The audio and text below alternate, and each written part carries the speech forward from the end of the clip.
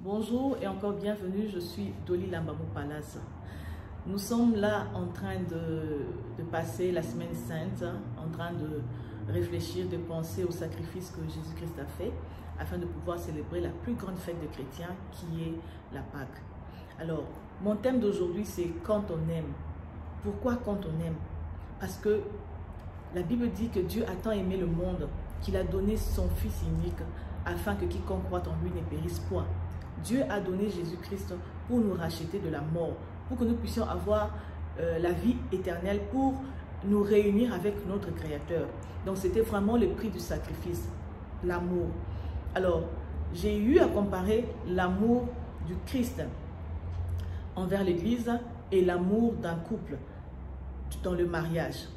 Donc disons les deux relations. Je me suis dit, quand on aime quelqu'un, on est prêt à tout pour cette personne. Dieu était prêt à tout jusqu'à donner Jésus-Christ pour nous. Si nous devons célébrer la Pâque, c'est-à-dire que nous reconnaissons que l'amour de Dieu était plus fort, tellement fort qu'il a donné Jésus-Christ. Et une personne qui se sacrifie autant pour nous, qui a sacrifié ce qu'il avait de plus précieux pour nous, qu'est-ce que nous pouvons lui donner en retour? Ce que Dieu nous demande en retour, c'est de l'aimer de tout notre cœur. Et l'exemple de Jésus-Christ avec l'Église comme épouse, cette relation-là est comparable à la relation dans le mariage du couple. Lorsqu'on aime quelqu'un, on est là, on vit en réalité pour le faire plaisir. Ce que nous faisons, nous tenons compte de l'autre.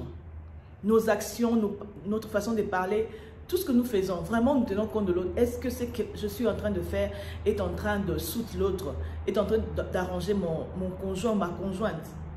C'est comme ça que nous vivons. Nous allons voir que dans le mariage, lorsque souvent le mari peut interdire quelque chose à sa femme, il dit, ok ma chère, moi je n'aime pas que tu sois en dehors de la maison au-delà de 22 h, ou bien je n'aime pas de telles fréquentations. On verra que la femme respecte. Je n'aime pas tel accoutrement, la femme respecte. Vous voyez un peu? La femme respecte, c'est parce qu'elle aime son mari. Deux fois par contrainte. Mais c'est dit parce que je l'aime, je veux le satisfaire, je veux lui faire plaisir, alors je le fais. C'est cette relation-là qui doit régner entre nous et Christ, entre l'Église et le Christ. Une relation où on sacrifie nos désirs par rapport à la demande de Jésus, par rapport à ce que Jésus veut. Lui, il a fait le plus grand sacrifice, c'était de nous racheter. Mais en retour, nous pouvons aussi lui donner cet amour-là en faisant quoi? En obéissant. Dans un couple, lorsqu'il n'y a pas communication, ce couple-là ne peut pas être en entente. Avec Christ, c'est la même chose. Lorsque nous n'avons pas une bonne relation avec Jésus-Christ, lorsqu'il n'y a pas une communication avec Christ, notre croissance spirituelle ne va pas bien se faire. Nous n'allons pas avoir une relation personnelle avec Jésus. Nous avons besoin de la communication avec Dieu. Nous avons besoin de parler. Et pour parler avec Dieu, nous le faisons par la parole de Dieu, par la prière. C'est comme ça que nos relations peuvent devenir encore plus, disons, fortes.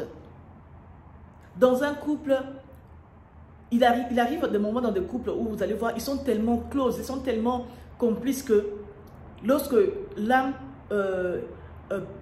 prononce par exemple, commence une phrase, l'autre peut finir. Donc l'autre comprend déjà la pensée de l'autre. Il suffit que l'un de pose un acte, l'autre comprend que si mon conjoint pose tel acte, c'est-à-dire il attend ceci de moi. L'Église doit arriver à ce niveau-là avec Jésus. Au niveau où il y a tellement la complicité avec le Saint-Esprit que nous avons facile à capter la voix du Saint-Esprit. Nous avons facile à capter les actions du Saint-Esprit, les recommandations pour nous, pour lui plaire. C'est la relation qui doit régner entre l'Église et Dieu, l'épouse et l'époux. L'Église et l'épouse, Jésus-Christ et l'époux. Est-ce que nous marchons pour satisfaire l'époux? Faisons ces sacrifices-là. Dans un couple, lorsqu'il n'y a pas, disons, les pardons, ça ne marche pas. Vous pouvez voir un couple qui se heurte souvent par exemple, je dis, insulte ou bien quelque chose de mal. Lorsqu'il n'y a pas l'humilité, ce couple-là ne pourra pas avancer. La même chose avec Christ. Nous devons être humbles, nous devons reconnaître nos torts, aller vers lui et demander pardon. Comme dans le couple normal des humains. Lorsque tu es en tort, tu fais les pas, tu demandes pardon. Tu t'humilies, tu demandes pardon. Et l'autre te pardonne, ainsi vous avancez, sans rancune. C'est comme ça que nous devons vivre avec Christ. Nous devons avoir cette humilité-là, de reconnaître nos erreurs, nous approcher vers lui. Il est amour, demander pardon et pas recommencer. Tu ne peux pas continuer dans une relation à ne faire que hurt l'autre, blesser, blesser, blesser. L'autre, non. Il faut arrêter pour que l'atmosphère, pour que l'ambiance de la relation, pour que l'unité règne encore plus fortement. Vous voyez un peu, avec Christ c'est la même chose. Nous ne pouvons plus toujours continuer à avoir des excuses, à demeurer dans le mal pour demander toujours pardon. Vous voyez un peu, donc c'est vraiment pareil, j'ai eu cette comparaison. Parce que tu vois même, il y a de ces couples qui vivent séparément, miles away, donc un autre pays ou un autre continent. Mais tu vois, parce qu'il y a la complicité, parce qu'ils aiment, ils s'aiment.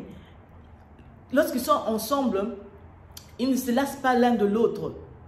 Ils peuvent passer des heures à parler, même au téléphone, à veiller même au téléphone, en train de parler parce que l'amour règne. Parce qu'on s'est dit, tu n'as pas besoin de se séparer de l'autre. Tu n'as pas besoin de raccrocher le téléphone. Tu as besoin de parler, que l'autre te écoute, que tu écoutes l'autre. De faire des échanges. C'est comme ça que la vie avec Christ devait être. Nous devons faire des échanges avec Dieu, par la parole de Dieu, la méditation. Nous faisons des échanges, pas seulement par la prière. Parce que nous avons toujours l'habitude d'être plus dans la prière que dans la parole de Dieu. Mais la parole de Dieu, c'est vraiment, c'est la chair de Jésus. C'est lui-même, la parole qui s'est fait chair, c'est lui-même. C'est lui-même. Donc quand on aime, on passe le temps avec cette personne-là. Quand on aime Jésus, on se donne la peine de lire la parole. De vouloir lire et lire. Comprendre la pensée de Jésus, sa volonté pour nous, le dessein qu'il a pour nous. C'est ce que nous devons faire quand on aime quelqu'un, quand on aime Jésus, quand on aime l'époux. Il faut que nous puissions faire des choses pour lui plaire. C'est la Pâque, nous célébrons, mais ne nous arrêtons pas seulement à célébrer pour un jour, pour une semaine. La Pâque dans nos cœurs, nous devons nous rappeler tout le jour dans notre vie. Il y a eu l'amour a été donné, nous devons le lui rendre. Voilà ce que je pouvais dire aujourd'hui. Que le Seigneur nous bénisse. On se voit la vidéo prochaine. Cliquez sur le pouce pour vous abonner, sur la cloche, partagez. Et nous continuons toujours à prier pour le Covid. Soyez bénis. On se voit la vidéo prochaine.